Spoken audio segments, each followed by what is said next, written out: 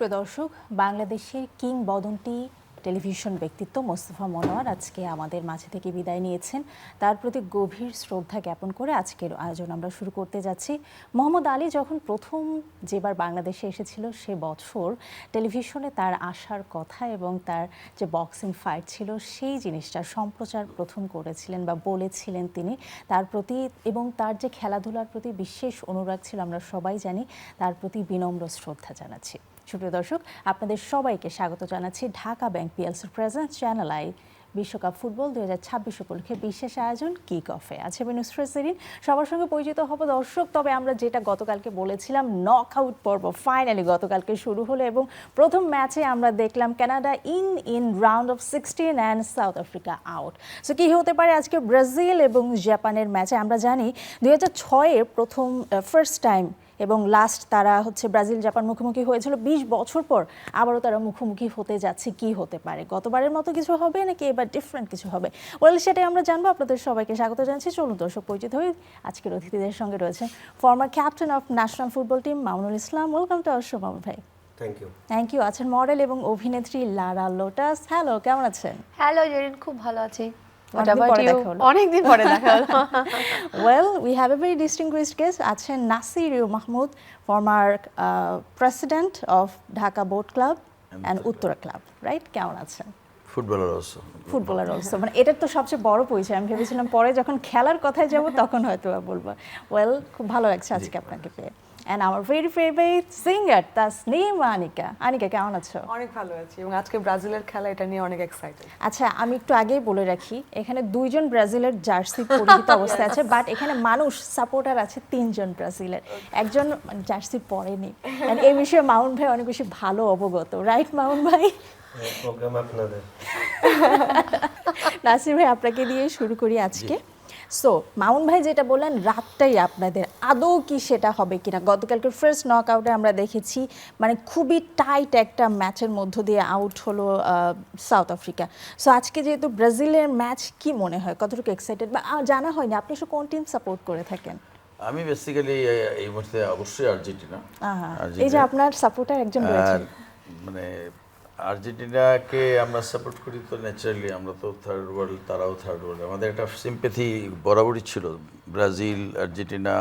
আমার মনে হয় বাংলাদেশের 95% লোক এই দুটার মধ্যেই সীমাবদ্ধ। তো আমি অবশ্যই Argentina, because of Messi and তার আগে ম্যারাডোনা, সব কিছু মিলিয়ে আর কি। আপনার ড্রেস দেখে বোঝা উচিত ছিল হোয়াইট অ্যান্ড ব্লু। জি, আমার আসলে রং কোশ্চেন করলে তো রাইট আনসারটা পাবে। সমস্যা নেই, আমার ব্রাজিলের অনেক মানুষ আছে, আমি তাদেরকে ব্রাজিল নিয়ে জিজ্ঞেস করব। গতকালকের ম্যাচ আসলে কেমন এনজয় করলেন? 90 মিনিটসের পরে যে এক্সট্রা টাইমে এসে গোল, আপনার সাউথ আফ্রিকা গোল রিসিভ করেছে। আমি মনে করি যে ম্যাচটা খুবই ভালো ম্যাচ হয়েছে। স্টার্টিংটা সাউথ আফ্রিকা আসলে কিছু অ্যাটাক করেছিল, বাট আমি মনে করি আমার ম্যাচ দেখে মনে হলো যে কানাডা আসলে ডিজার্ভ করে এই উইনটা, কারণ কানাডা সুপার ফুটবল খেলেছে এবং আই থিঙ্ক তারা সেকেন্ড রাউন্ড, এখন তো আগে তো ছিল গ্রুপ পর্বের পর সেকেন্ড রাউন্ড, এখন গ্রুপ পর্বের পর ফার্স্ট রাউন্ড ধরা হয় 32টা টিম, যখন এখন সেকেন্ড রাউন্ড হয়েছে। তারা আসলে তাদের ফুটবল ইতিহাসে আই থিঙ্ক তাদের সবচেয়ে বেস্ট রেজাল্ট। তারা কোয়ার্টার ফাইনালে যত উপরে যাবে তাদের এই জায়গাটায় ইতিহাসে লেখা থাকবে তাদের ফুটবল হিস্ট্রিতে। আই থিঙ্ক ফুটবল হিস্ট্রিতে কানাডার এই টিমই সবচেয়ে বেস্ট টিম। তারা হোস্ট টিম যখন মানে আপনার হেরে যাবে তখন কিন্তু ওই আনন্দটা হোস্ট টিমের থাকবে না। আমি মনে করি কানাডা ডিজার্ভ করে এই ম্যাচ এবং Canada play very well. Right, এবং সেটাই আমরা গতকালকে দেখেছি। একদমই 90 মিনিটস পর্যন্ত টান উত্তেজনাপূর্ণ ম্যাচ, শেষে যে গোলটা হলো। ওয়েল, লারা, আপনার কাছে যেতে চাই। আজকে ব্রাজিলের খেলা রয়েছে, আপনি জার্সি পরিহিত অবস্থায় আছেন। আমার মনে হয় আজকে জার্সি আর কেউই খুলবে না। সো এক্স্যাক্টলি, আজকে যেহেতু রাউন্ড অফ 13 নক আউট, হারলেই বাড়ি ফিরতে হবে, জিতলে পরের স্টেজে। সো কতটুকু এক্সাইটেড, কতটুকু নার্ভাস? একদমই না। আমার কথা হচ্ছে হারলেও ব্রাজিল, আমি জিতলেও ব্রাজিল।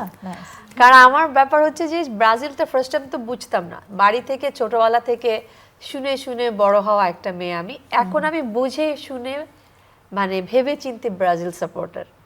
আর ব্রাজিলের তো অনেক অনেক অনেক অনেক গল্প, যেটা আমার পাশে বিখ্যাত দুজন আর্জেন্টিনার মানে তারা স্বীকার করবে পার্সন না। হলেও তারা বলবেন যে ব্রাজিল আসলে ব্রাজিলই।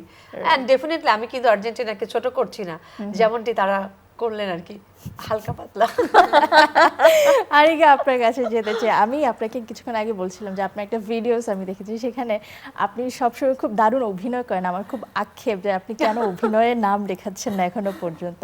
আপনি আপনার দুই গালে হাত দিয়ে খুব নাটকীয় ভঙ্গিতে বলেছিলেন 67 নাম্বার টিমের কাছ থেকে গোল হলো। So, আমি টানা কয়েক মিনিট হেসেছি আপনার ভিডিওটা দেখে।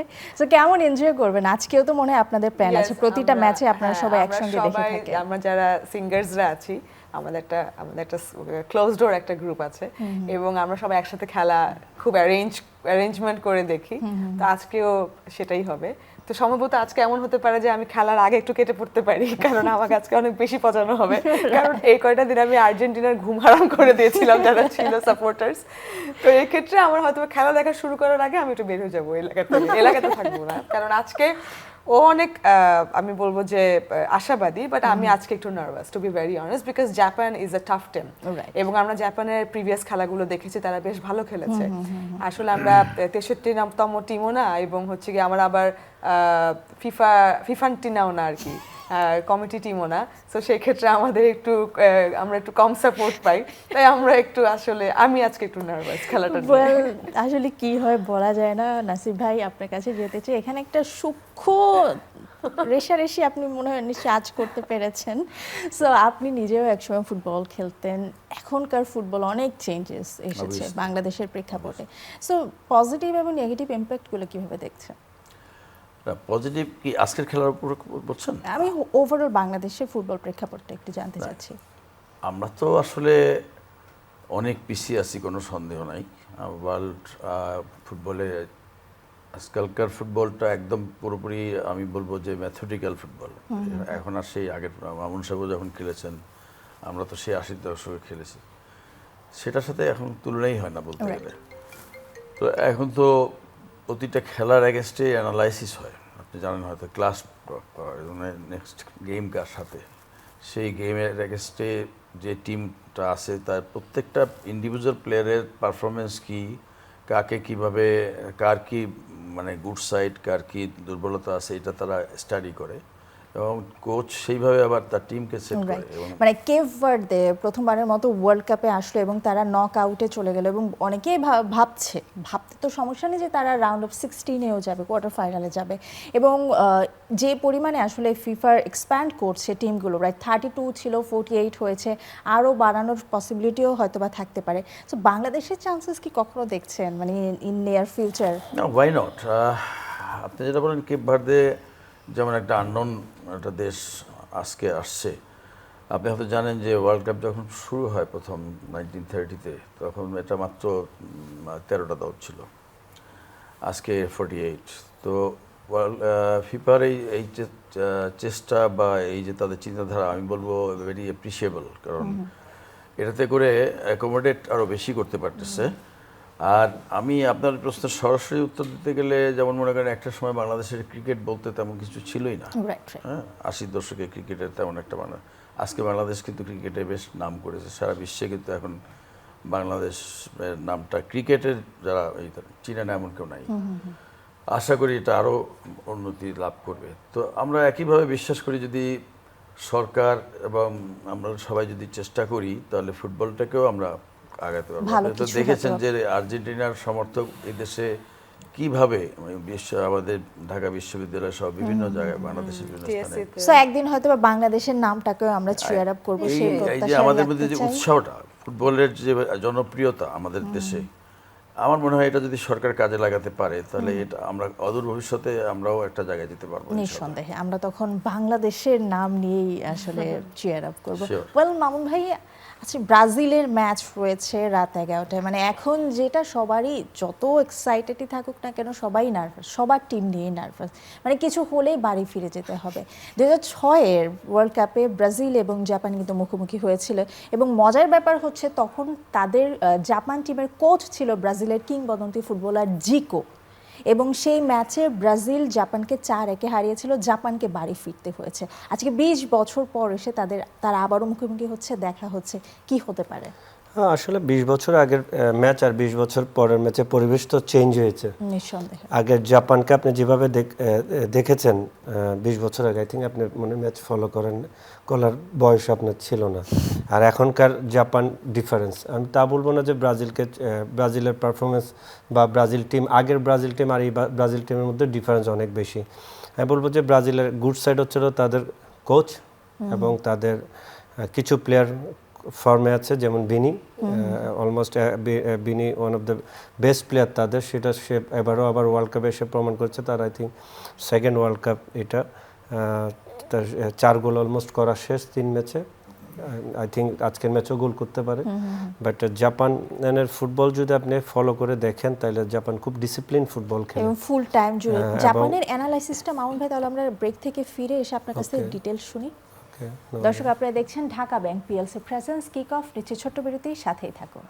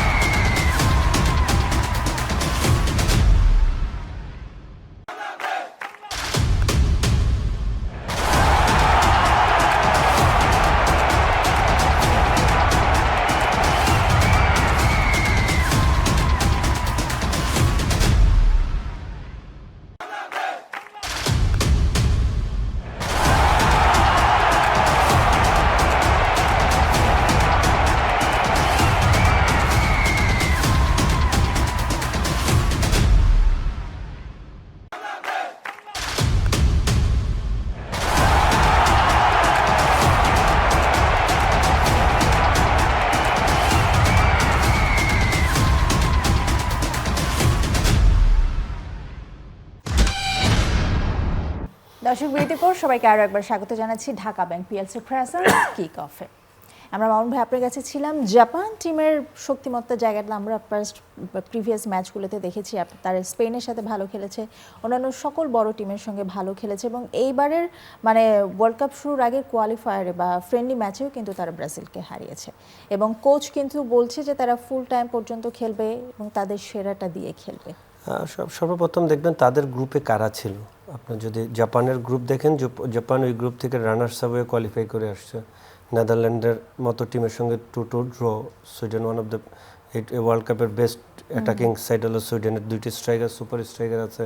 সুইডেনের সঙ্গে 1-0, টিউনিশিয়ার সঙ্গে 4-0। মানে আপনার যদি, এবং 2টা ম্যাচই দেখবেন 2-2-তে 2বার পিছিয়ে পড়ে কামব্যাক করা, 1-0-তে সুইডেনের সঙ্গে পিছিয়ে পড়ে কামব্যাক করা। এই জিনিসগুলি মেন্টালি আসলে অনেক স্ট্রেংথ, তারা টিম স্ট্রেংথ অনেক বেশি মেন্টালি, এবং তারা খুব ডিসিপ্লিন ফুটবল খেলে।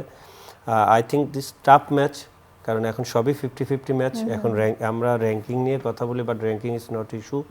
আপনার ওই দিনে যে পারফর্ম করতে পারবে, ওই দিনটা যার করে নিতে পারবে তারই হবে এটা।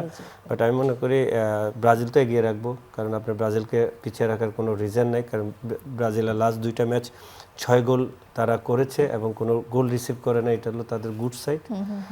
সব কিছু মিলে আমি মনে করি একটা সেট আপ তৈরি হয়েছে, নেইমার খেলার একটা সম্ভাবনা আছে তাদের আরেকটা স্ট্রেংথ। কি মনে হয় আজকে তো নেইমার ফুল টাইম খেলবে না? 11-এ মনে হয় থাকবে না, চেঞ্জিং এ তাকে ইউজ করতে পারে, কারণ আনচেলতি চাবে না যে সে আবার ওই যে বললো হাই ইন্টেন্সিটি, এখন তো অনেক হাই ইন্টেন্সিটি ম্যাচ হয়, ওই ইন্টেন্সিটি ম্যাচে যদি আপনি ইনজুরিতে পড়ে আপনি তাকে আবার হারাবেন। আপনি সুযোগ মানে নেক্সট ম্যাচের জন্য তাকে আপনাকে রেডি রাখতে হবে, এবং টিমের যে খারাপ সময় তাকে ইউজ করা যেতে পারে, সেটা 2 গোলে জিতলেও ভালো সময় এবং আপনি পিছিয়ে থাকলো। উইথ বলে আই স্টিল নাও নেইমার অনেক বেটার অনেক প্লেয়ারের থেকে, কারণ he is one of the best player in the world একটা জেনারেশনের। আমি মনে করি যে আপনি যদি ওভারঅল চিন্তা করেন, এটা একটা এক্সাইটেড ম্যাচ হবে, মানুষ সবাই অপেক্ষা করবে এই ম্যাচের জন্য, দেখার জন্য, এবং ম্যাচটা উপভোগ করবে। এরকম না যে আপনি জাপান জিতে যাবে, নট লাইক দ্যাট। এখানে এখনো পর্যন্ত ব্রাজিল জাপানের থেকে সব দিক দিয়ে এগিয়ে। এখন যদি ম্যাচে ডিফারেন্স গড়ে দেয়, এটা তো কিছু বলার থাকে না। কি যে আসলে হতে পারে নো ওয়ান নোজ। মানে রাত 11টা থেকে শুরু হয়ে টানা 90 থেকে 100 মিনিট না যাওয়া পর্যন্ত আমরা কিছুই আসলে জানি না। বাট লারা আসলে এবারের ওয়ার্ল্ড কাপটা কেমন এনজয় করছেন? প্রথমবারের মতো 48টা নতুন মানে টিম নিয়ে খেলা হচ্ছে, আগে ছিল 32টা, অনেকগুলো টিম নতুন করে এসেছে, মানে নতুন আসলে টিম অনেক কি? ভালো খেলছে। বিশ্বকাপ দেখা যায় যে আমরা 5টা বছর পর পর পাই, তো প্রতিবারই দেখা যায় যে সবার খুব অন্যরকম একটা উত্তেজনা থাকে। 4 বছর এবার কারা থাকবে 4 বছর 5 বছর ধরে আমরা কিন্তু বসে থাকি, হ্যাঁ 4 বছর বসে থাকি যে হ্যাঁ ঠিক আছে এবার কি হবে। যখন 4টা বছর চলে যায় 5 বছর থেকে কিন্তু আমরা চিন্তা করি আচ্ছা এরপরে আবার কি হবে, এরপরে কি হবে। তো সব মিলে আমি 5 বছরের জন্য বললাম। হ্যাঁ ডেফিনেটলি এইবারের ব্যাপারটা ছিল সম্পূর্ণ রকম একটা, সবার মধ্যে একটা মানে অন্যরকম উত্তেজনার সৃষ্টি। বাট আমি যেটা ব্রাজিলকে নিয়ে একটুখানি বলতে চাই, কারণ যেহেতু এটা লাইভ অল্প সময়ের মধ্যে, কারণ প্রত্যেকটা বিশ্বকাপ শুরু হওয়ার আগে কিন্তু একটা প্ল্যানিং থাকে, একটা উন্মাদনা থাকে যে আমরা এই করব সেই করব। তো ভাইয়ার পাশাপাশি আমি বলি যে ভাইয়ার কথা আর আনিকার কথার সাথে একটু অ্যাড করি, কেন আমি ভয় পাচ্ছি না, কারণ ফাইনালি কিন্তু ব্রাজিল এই যে জাপানের সাথে খেলছে, এটাও কিন্তু একটা প্ল্যানিং এর মধ্যে তাদের ছিল যে হ্যাঁ আমরা এই পর্যন্ত যাব, গেছে তো। তো নেগেটিভটা আমি কেন ভাববো, ডেফিনেটলি আমি ভাববো যে না হলে ভালো কিছুই হবে। মানে আর Brazil ভাইয়া is যেটা gonna গুছিয়ে win. বললেন, ইয়া সো আমার মনে হয় জানিকা চিয়ার্স, আমাদের কিছু হবে। মানে সকল negativity apart Of from course. All the negativity, মানে Brazil is gonna win, gonna be the winner. And আমার মনে হয় জেরিনো তো ব্রাজিল। বাট এই মানে এই লোগোর জন্য আমি আসলে বলতে পারছি না।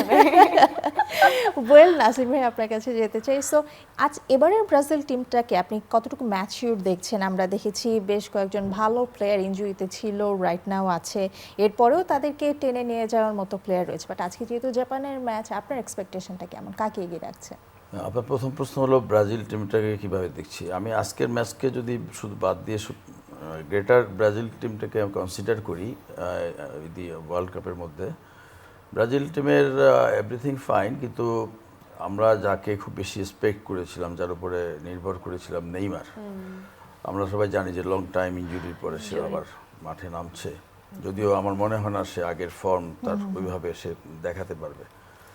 আমাদের যেটা হচ্ছে যে কয়েকটা টিম দেখা যাচ্ছে যে ফিনিশারের সমস্যা থাকে, যেমন আমাদের আর্জেন্টিনার কিন্তু মেসি নির্ভর, তারপরে পর্তুগাল রোনালদো নির্ভর, এই বিশেষ করে এই দুইটা টিম। এর পাশাপাশি এখানেও নেইমারের একটা মানে চাহিদা ছিল খুব বেশি। তো ব্রাজিলের এমনিই সব ভালো, ওদের ডিফেন্স লাইনটা আমার বোঝা মতে একটু উইক কম্পারেটিভলি অন্য বড় দল তুলনায়। বাট আজকের কনসিডারেশনে জাপানের সাথে তাদের অবস্থা অবশ্যই ভালো, কিন্তু জাপানকে যদি আমি দেখি, যেটা মামুন সাহেব বললেন যে বিগত 4 বছর আগের জাপান আর আজকের জাপানের মধ্যে, সরি অনেক বছর আগের জাপান আর আজকের 20 বছর আগের জাপান আর আজকের জাপান অনেক ডিফারেন্স। কারণ জাপান অনেক ম্যাথমেটিক্যাল মানে ফর্মে চলে গেছে এবং তাদের প্রত্যেকটা প্লেয়ার, এবং তাদেরকে নরমালি বলা হয় এশিয়ার ব্রাজিল, কারণ তারা যখন 1993-এ তাদের ক্লাব ফুটবল শুরু করে, তখন তারা কিন্তু ব্রাজিলের ফরমেশন বা ব্রাজিলের স্ট্যাটিস্টিকটাকে ফলো করতো, স্ট্র্যাটেজি ফলো করতো। আমরা জানি যে জাপান অত্যন্ত একটা উন্নত দেশ এবং তারা কিন্তু এটাকে ফুললি ম্যাথমেটিক্যালি তাদের প্রত্যেকটা প্লেয়ারকে ইন্ডিভিজুয়ালি সেভাবে তৈরি করছেন। এবং আপনি যদি ইন্ডিভিজুয়াল পারফরমেন্স জাস্টিফাই করেন, প্রত্যেকটা প্লেয়ার খুব ভালো ফর্মে আছেন জাপানের এই মুহূর্তে। তো ওই সেন্সে কিন্তু জাপানকে আমাদের ইগনোর করার কোনো স্কোপ নাই। আর খেলাতে অ্যাক্সিডেন্ট থাকতেই পারে, তো তারপরেও আমরা সবাই হোপফুল যে ব্রাজিলের না জেতার মতো কোনো কারণ নাই, কিন্তু it will be very tough match. Definitely অনেক টাফ ম্যাচ হবে এবং আনিকারও আজকে অনেক কথা শুনতে হবে, যেটা আনিকা শুরু থেকে বলছি। মোটামুটি 11টা থেকে 1টা পর্যন্ত আমার আজকে যে কি যাবে এটা আমি জানি। আমার কানটাকে একটু ছুটি দেওয়া উচিত, যেইভাবে বুলিং এর শিকার হওয়া আমি ভিডিওতে দেখে থাকি। আমি যাদের সাথে খেলা দেখি, কনা আপা, তারপরে ইমরান, লুইপা, আতিয়া, আনিশা, এরা সবাই হচ্ছে আর্জেন্টিনা। আর আমি কোনালাপু, সাব্বির, আমরা 3জন হচ্ছে। যেখানে সাব্বির ভাই খুবই সফট মানুষ, তিনি ঝগড়াঝাটির মধ্যে নেই, তো এই ক্ষেত্রে পুরো দায়ভারটা লাইবিলিটিস তোমার, ঝগড়া ওই 1-1 ঝগড়া করতে গেলে তোমার উপর করতে হয়। Okay fine. সো যেই আমাদের মাঝে এত দারুণ একজন সিঙ্গার বসে আছে, আমরা কেন তার গান আজকে শুনবো না? আজকে আপনার গান দিয়েই আনিকা শেষ করব। অবশ্যই অবশ্যই, ওয়ার্ল্ড কাপ মানে শাকিরা। আমরা ওয়ার্ল্ড কাপে শাকিরা ওয়াকা ওয়াকা শুনেছি, এবার তাহলে এক কাজ করি, ওয়াকা ওয়াকা শোনার পর আমার মনে হয় আর বিদায় নেওয়ার কিছু নেই, আমি একটু বিদায় নিয়ে ফেলি, তারপর আমরা শাকিরার গানটা শুনবো। Alright, Well, let's go. আপনাদের সবাইকে অসংখ্য ধন্যবাদ। নাসির ভাই thank you so much, Lara thank you Thank so you. Much, মাউন ভাই থ্যাংক ইউ সো মাচ, নানিকা as always it's a pleasure. দর্শক আজকের মতো শেষ করছি Dhaka bank PLC presents kick off. দেখা হবে আগামীকাল ঠিক একই সময়ে চ্যানেল আইয়ের পর্দায়, এবং এবার ওয়ার্ল্ড কাপের যে কোনো খেলা, যে কোনো আপডেট জানতে চোখ রাখুন অবশ্যই চ্যানেল আই ডিজিটাল প্ল্যাটফর্ম আইস্ক্রিনের পর্দায়।